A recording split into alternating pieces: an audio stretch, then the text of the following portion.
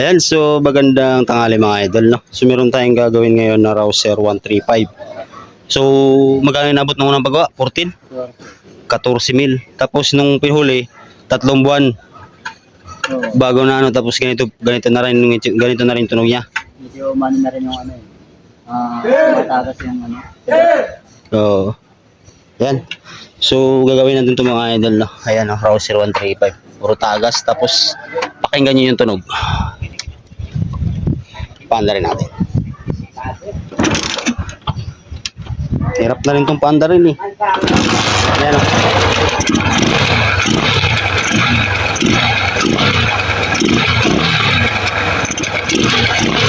Ayan o. So patay na natin. Putik na yan. Grabe naman ang ginawa dito sa motor. So ito patayin natin mga idol. Kalasin natin. Top overall ko na natin mga idol. Tingnan natin kung ano yung problema nito. Ayan, Rouser 135. 14,000 tapos pinakahuling gawa 3 months bago nakuha, tapos ganito ang itsura, ganito tunog. Grabe.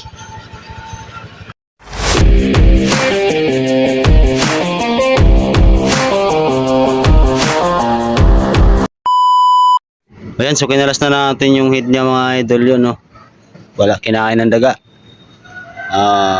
Bakit kailangan silsilin, diba?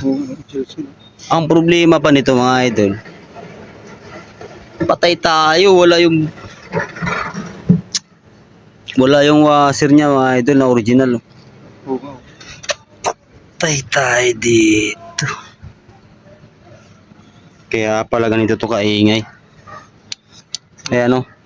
Wala na yung alam nyo mga idol, washer ito original. Makapal siya, tapos may palalim. Ito nilagyan nila ng washer na malaki, nilagyan ng washer na maliit. So hindi ubra mga idol, sisirain niya talaga ito.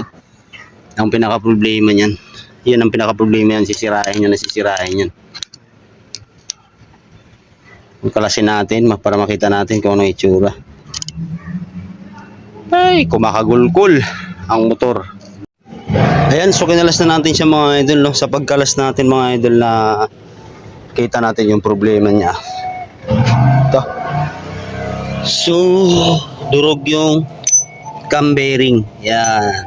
So ito mga idol, pag halimbawa nagpalit kayo ng mga ganito, once na hirap siyang ipasok dyan, kailangan nyo siyang martilihin para pumasok, huwag nyo ituloy mga idol, no? So kailangan nyo siyang lihayan. Yan, kagaya ng ginawa ko. Kasi papalitan natin siya ng bago. Ito yung bago, di ba? Kailangan kasi mga idol, pagka sinalpak mo to dyan, kahit kamayin mo lang siya, kaya mong madiin yun. Ang problema, ito, pinilitan nila ng bearing to. Ang problema ay nadurog, no?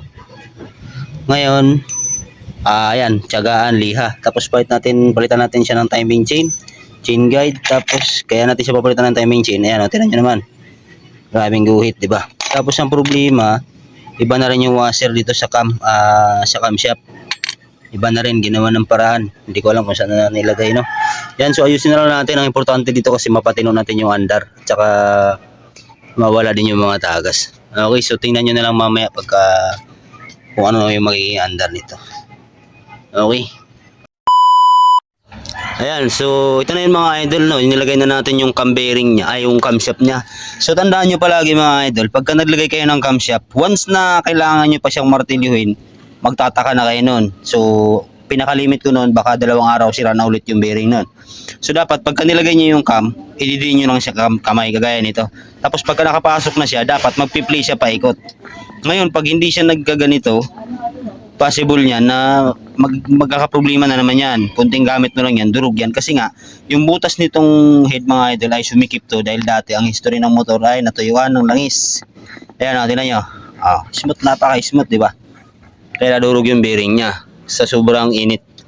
So, ang kaibahan kasi ng 135 kaysa dun sa mga NS 150 at 160, ito, pagka uminit na yung makina, ang butas lumiliit. Kumbaga, sisikip siya. Kumbaga, tumataba yung mga bakal niya. Sa 150 naman, saka sa 160 na FI mga idol, lumalaki yung butas ng mga pin. Ito naman ang problema ng mga NS 160. So, kahit anong tune-up naman nun, maingay pa rin. Diba? So, dapat alam nyo rin para kahit papaano, hindi rin gagastos yung may-ari ng malaki. Ayan, so ilagay na natin yung rocker arm niya. So rocker arm naman niya, wala namang problema. Ang gagawin lang natin dyan, i-tune up na natin siya na maayos. Buti nga hindi nasira yung mga roller. Oh. Yan. So lagay natin siya mga idol. No? Pakinggan nyo mamaya kung ano yung andal niya kumpara kanina.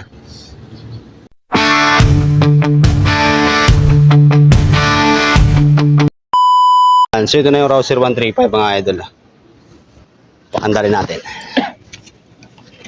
Kanina parang may nag-aararo sa loob ng makina.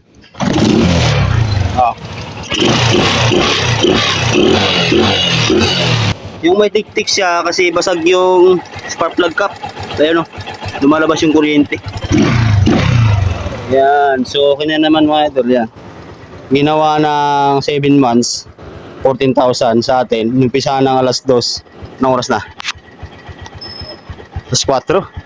Tapos na kagad. Wala pang 3 oras, tapos na. Yan, so hindi lang natin mapapagana yung push start niya kasi sira yung starter motor. Tapos wala yung flywheel gear at saka yung Mindex gear.